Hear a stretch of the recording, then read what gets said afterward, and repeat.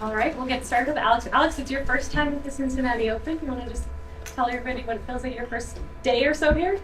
Yes, I am super excited to be here in Cincy for the first time. Hopefully, the weather will get better as time goes by, but I think the facility is amazing. I also saw the amusement park pulling up here to the site, so hopefully, I'll have time for that too. Alex, what would you say has been the most surreal moment of the last couple months? Second week of Wimbledon to being on stage with Bad Bunny even, and Oh, then yeah. winning in Washington. What's been the most surreal moment? It's very difficult to pick. It's very, very difficult to pick. I mean, it would have to be between Wimbledon and Washington, of course. I think playing on center court and winning in such fashion against the great players. I mean, something I'll never forget, and it was my first win on center, so crazy, crazy, crazy experience. And of course, everyone says you'll never forget your first title, so it's like kind of like my two babies if I want to pick. One of the great things about your ascension in the sport has been on a wider scale, people's introduction to the Filipino culture, Filipino people. I wondered if you had to speak on what is sort of the essence or the heart of Filipinos, how would you explain? Wow, loaded question. I know, It's a it's a very hard one. loaded question. What I think. jumps to your head? Well, I think there are a couple words that come to mind, but I mean, with that being said, keep in mind that no culture can be summed up in just a couple of words. I think Filipino culture and just every culture in general is very layered. It's ever evolving, you know. So when I think of Filipino culture, what comes to mind is community, family, hospitality, love, kindness. So just a couple words to start. Those are good out. words. Yeah. And Alex, you've had fans from the Philippines at all of your matches in different parts of the world, and it's different at every time in each tournament. So, are you familiar or do you know anything about what the Filipino presence and culture is like in the Midwest here in the U.S. at all? This is my first time. Well, I'm not sure what. This is my first time in Cincinnati. I'm not really sure what encompasses the Midwest, but I mean, I guess that's the great thing about traveling being such a big part of my job is that I'm always learning new things. I'm always learning and meeting new people, so I get to learn about their culture and different things like that. And I know you just got here, but do you have a favorite place that you've seen in the Cincinnati area aside from the tennis center? It's really the only place I've been at. So maybe if you ask me at the end of the week, I'll have an answer for you. Alex, there's a lot of people that are seeing Filipino culture at every place that they've been. So we're seeing Filipinos in Toronto, we're seeing Filipinos in Dubai, things like that. But there's not as many people who get to see how it looks like in the Philippines, what your impact looks like there. And you visited there, I want to say like a month ago, something Yeah, like that. roughly. Can you talk about like what that experience was like? What did you see? Nakita mo ba sarili mo sa EDSA? Ganun, like, were you looking at that? Actually, di ako dumaan sa ito. Sobrang traffic. But no, it was incredible. I think because I'm always traveling and I'm on tour, I'm quite out of touch sometimes with what my impact is back home. For the good and the bad, I think that's why I said like a couple of times that when I went back home, it really opened my eyes. I think it's, of course, I hear about it, I see it in social media, but I think to experience it firsthand and to interact with the people who support me, and I've heard a couple of sentences from them is enough to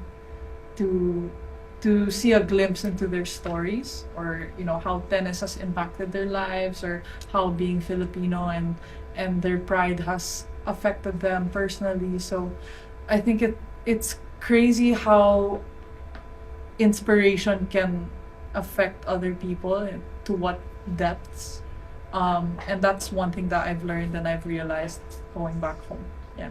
It's funny because now people are starting to compare your impact to Pacquiao when there were no cars in the streets and then everyone would be watching his fights, and that's sort of what's starting to, like, at least from what I've heard, is starting to happen. Like I'm sure you grew up knowing what Pacquiao meant to the Philippines, like hearing kind of that comparison, like what is that, this, is there, I don't know if that's pressure or does that just whatever to you?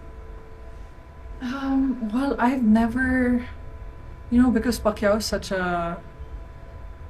such a sporting legend for us Filipinos now, and he's done a lot for us athletes, I think, to pave the way. I mean, it never really crossed my mind when I was watching his fights back home that one day I would be compared to him, no? And I think I think the feeling that Pacquiao gave the Filipinos was great, to have someone to rally over. And, when he would have fights, everyone was so excited, and it was just a chance for people to come together. And I guess my journey has similar things, or can give similar things like that. So, I mean, it's very flattering to be compared to him. But at the same time, I think they are also two unique journeys. They're two very different journeys. So, I don't think one takes away from the other. I think I'm still very, very far from the levels of Pacquiao, but I think they're beautiful. They both have their own beautiful set of characteristics. Yeah. This tournament is most often attributed to the momentum it can create going to New York. Do you believe in momentum? Is that something that you bought into throughout your playing career, or your stance on that word in general? I mean, momentum exists. Momentum is a thing, I guess, but it's not concrete, and it doesn't give you any 100% answers, right? So momentum can help. A lot of matches can help with your confidence, but it doesn't guarantee anything. Yeah. What would make a successful week here in your mind?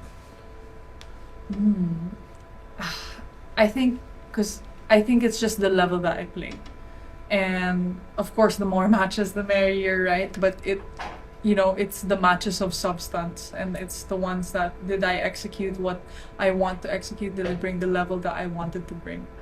So if I lose first round, but it's a really good match, not to say that it's a successful week, but it wasn't a bad one. And if I reach the final, then I'll take that too. What kind of preparation goes into playing at a site in a city that you've never even visited before? Do you try to learn like anything about the city before you come here, or do you just go with the flow when you get here? I kind of go with the flow, yeah. I think at the end of the day, the same lines, it's the same size ball. So, I guess, of course, each city brings, and the crowds especially bring different energy, I think. But when you're on court and you know what you have to do, nothing changes much. Last couple of questions for Alex. You're so young and so new to this still, but this spotlight that's been thrust upon you, just talk about the weight of it. Is it heavy for you, or is it just fun at this point? I think it can be both. No, there are moments where it's heavy, there are moments where it's fun. But at the end of the day, I am also aware that it's a crazy experience, so I'm just trying to take it all in. I know also that I wouldn't be having these experiences if I didn't do all the work that I did beforehand, so I know that I won't continue to experience it if I don't continue that work. But yeah, I think it's really helped me develop as a person and just see things from a different perspective. It's allowed me to mature a lot, and yeah, it's taught me a lot of lessons, but also given me so much joy. Thanks, everyone. Thank you. Good last week. Thanks.